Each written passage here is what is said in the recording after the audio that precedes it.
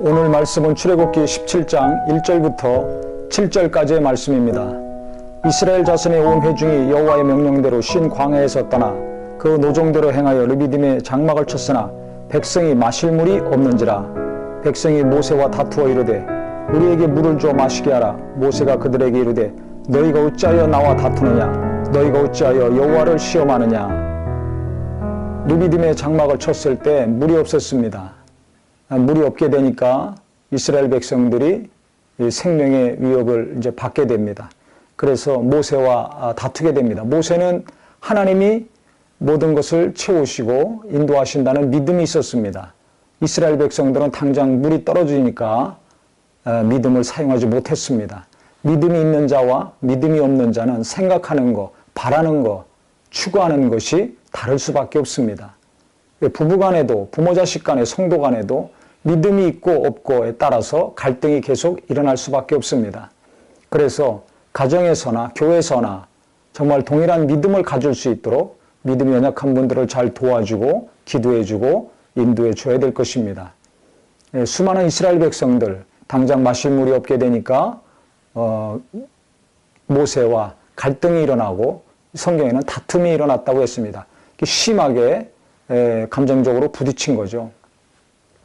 그때 백성들이 뭐라고 했냐면 3절에 보면 거기서 백성이 목이 말라 물을 찾으매 그들이 모세에게 대하여 원망하여 이르되 모세를 또 원망하기 시작했습니다. 당장 육체의 삶이 어려워지면 원망이 나옵니다. 뭐라고 원망했냐면 당신이 어찌하여 우리를 애굽에서 인도하여 내어서 우리와 우리 자녀와 우리 가축이 목말라 죽게 하느냐. 즉 내가 목말라서 죽는 것이 문제가 아니라 그보다 더 중요한 것은 내 자식들도 죽게 생겼고 그 당시 가장 중요한 재산인 가축들도 다 목말라 죽게 생겼다. 즉 자식에게 어려움이 닥치고 자기 재산에 피해가 되고 손해가 되면 지금도 가장 민감하게 반응하죠. 과거나 지금이나 앞으로나 내 가족들에게 문제가 생길 때 내가 소유하고 있는 재산에 피해가 올 때, 즉 물이 없으면 다 죽는 거 아닙니까? 피해 정도가 아니라 자식도 죽고 나도 죽고 내 재산인 그 모든 가축들도 다 죽는다고 했을 때 가만히 있을 사람이 어디 있습니까? 지금도 마찬가지죠. 교회 오래 다니고 많은 이적과 은혜와 능력을 체험하고 맛봤는데도 불구하고 자식에게 어려움이 생기고 자기가 소유한 재물과 재산에 어려움이 생기면 금방 원망을 하든지 시험 들든지 믿음이 흔들리는 분들을 많이 볼 수가 있습니다. 인간의 가장 연약함, 이 생존에 필요한 것들, 자기 소유에 관계된 것들, 자기 자녀들에게 관계된 것들, 어려움이 닥쳤을 때 어떻게 반응해야 될 것인가? 우리 스스로를 돌아봐야 될 것입니다. 나도 이와 똑같이 원망이 먼저 나오는 사람인가? 아니면 그 위기의 순간에 기도하는 사람인가?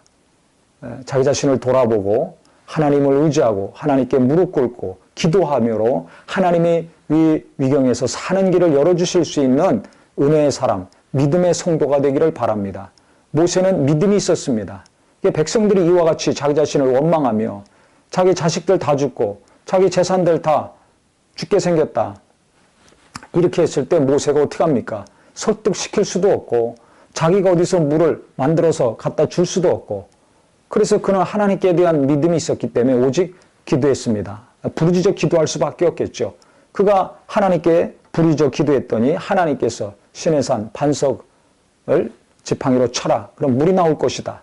순종해서 지팡이로 바위를 쳤을 때 물이 나와가지고 그 수백만의 이스라엘 백성들이 다 마실 수 있었습니다.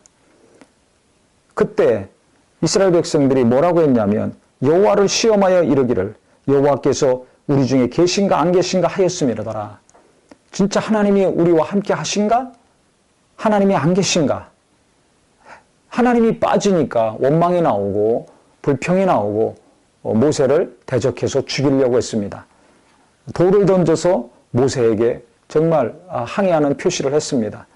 그래서 그가 부르짖으면서 기도할 때 그들이 조금 있으면 내게 돌을 던지겠나이다. 참 모세가 훌륭한 지도자입니다. 자기를 원망하고 벌써 원망이 몇 번째입니까? 계속해서 원망하고 대들고 하나님께 시험 들어서 또 하나님께 불평하고 하는 모든 순간마다 그는 부르짖어서 하나님께 매달렸습니다. 지팡이로 반석을 쳐라. 물이 나올 것이다. 말이 안 되지 않습니까? 그 메마른 땅, 그 단단한 반석에서 어떻게 물이 나오겠습니까? 하지만 모세는 순종해서 지팡이로 반석을 쳤을 때 물이 나왔습니다. 마라의 쓴물이 단물로 변할 때도 하나님께서 부르짖는 모세에게 한 나무를 지시하셨습니다. 그때 모세가 그 나뭇가지를 꺾어서 쓴물이 단물로 변화되게 하지 않았습니까? 지도자는 순종하는 것이 중요합니다. 어떤 일을 열심히 하는 것보다 순종하는 것이 중요합니다. 순종하면서 열심히 했을 때 하나님의 영광을 볼 수가 있습니다. 많은 사람들 가까이와 같이 생각이 다르고 조금만 자기 뜻에 안 맞고 손해를 보면 들고 일어납니다.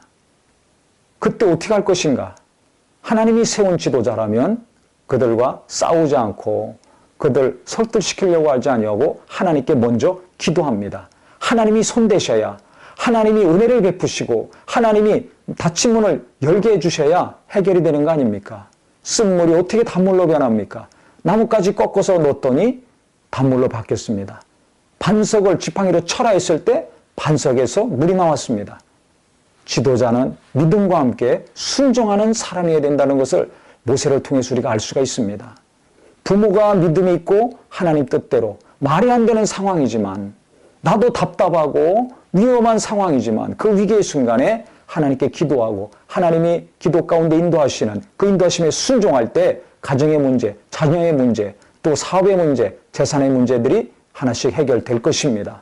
교회에서도 정말 중요한 일을 하는 분, 목사님들이 하나님의 정말 순종을 온전히 이루어 나갈 때, 하나님의 뜻에 일치된 순종을 이루어 나갈 때 위기의 교회가 기쁨의 교회로 바뀔 수 있을 것입니다.